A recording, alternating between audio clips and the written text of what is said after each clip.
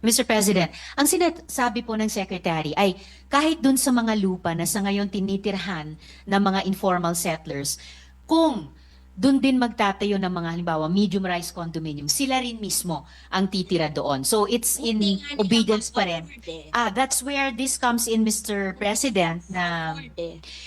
yun That's yung, the problem. yun po. Why will you insist on building them condominiums when you can distribute the land to them 500 a month lang?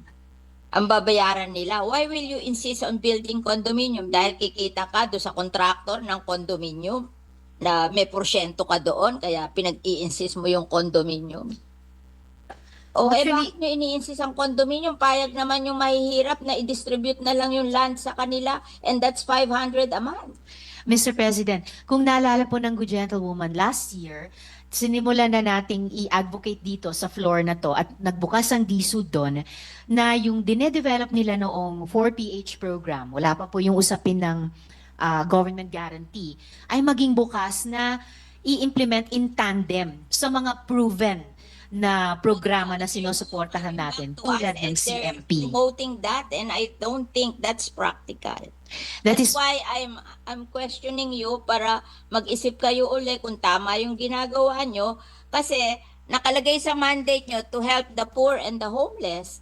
But the poor and the homeless cannot afford the condominium. Why not distribute the land under the community mortgage program na 500 a month lang ang ano nila? Ba't ayaw nyo nun?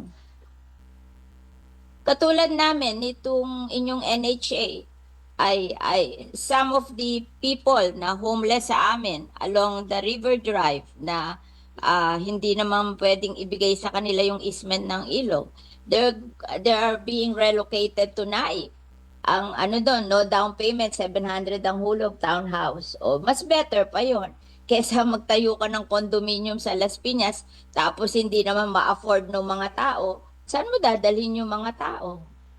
O paalisin nyo doon sa lupa, tatayuan nyo ng kondo, saan nyo dadalhin yung hindi kayang magbayad sa kondo? O, di homeless na naman yon. Hindi ba unfair sa kanila? Pinaalis mo doon sa lupa na tinatayuan nila, tatayuan mo ng kondo, tapos ibibigay mo sa middle class, tapos yung mga mahihirap, wala na naman bahay. You have to reconsider what you're doing. I think it's wrong. Yes, Mr. President. I think sa tulong ng Senado, dito sa mga budget plenaries natin, isusulong natin yon. Hindi lang yung reconsideration, pero yung redesigning din mismo ng 4PH program. I think we have done the community mortgage program Yes. in Piñas for I think 30 years, and it's very successful. We just give them the land. They don't want the condominium. They just want to have a land to build their houses on. And if they cannot build nice houses today, they'll just try to earn so that in the future they can build houses in the land. But what they want is the land. That they will not be, hindi sila magigibado sa land where they are staying now. And they're willing to pay for the land. Why don't we do that? Why do we have to build condominiums on their lands which they cannot afford?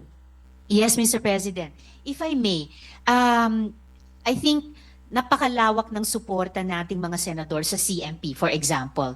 And dahil paulit-ulit natin ini-impress yun sa DSUD, kaya rin makikita po natin historically, sa budget na nire-request nila sa GAA, ang lakas po ng hinihinging suporta para sana halimbawa sa CMP. Pero kakaunti lang po ang actually na naibibigay mula sa DBM hanggang sa final na GAA. Halimbawa po mula 2016, nag-propose ng funding ng, this is 1 billion, right?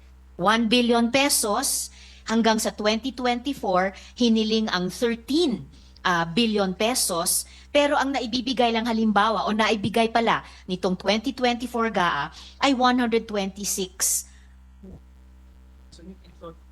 But you, Yes, you so will have over- money to so- build condominium. Sorry, what? No. What I'm trying to say, Mr. President, is nagsisimula po tayo dito sa Senado ng paniniwala sa CMP, paniniwala sa GLAD program. Kaya nga, nung unang pinresenta sa atin ng DSUD yung 4PH, Itong dalawang programa ang katulad ng ibinangga natin sa 4PH precisely to say what the good gentlewoman is saying, na hindi pwedeng i-abandona natin yung mga proven successful programs tulad ng CMP para sa isang totally new program. Kailangan yung mga proven, tried and tested components tulad ng CMP i-sustain natin, and then Yeah, you but can see if new ideas like the 4PH at ngayon may kasamang government guarantee ay pwedeng sama-sama tugunan yung ating housing needs. Ganon din po ang nagiging karanasan if we have historically. land there, Ano po? and they can buy the land and Well- distribute it to the poor,